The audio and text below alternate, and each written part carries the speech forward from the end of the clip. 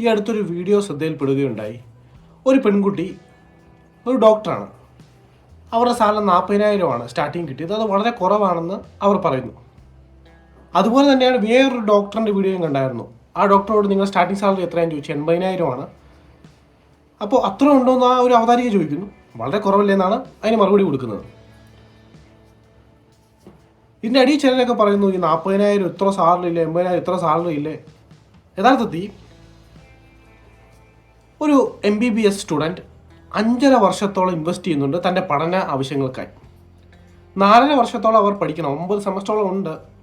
ഒരു വർഷം നിർബന്ധിതമായി ഇൻറ്റേൺഷിപ്പും ചെയ്യണം. എന്നാലും MBBS അവർ പാസ്സാകത്തുള്ളൂ. അപ്പം ഒരു ഗവൺമെൻറ് മെഡിക്കൽ കോളേജ് പഠിക്കുകയാണെങ്കിൽ ഏകദേശം ഒരു 3 ലക്ഷം 4 ലക്ഷം വരെയൊക്കെ ആവാം ഫീസ്. എനിക്ക് കൃത്യമായി അറിയില്ല. അതേപോലെ പ്രൈവറ്റ് മെഡിക്കൽ കോളേജിൽ 50 ലക്ഷം മുതൽ 2 കോടി വരെയാണ് ഫീസ്. അതിന് മുകളിലും ആകാം എല്ലാം കൊടുത്തു വരുമ്പോഴത്തേക്കും.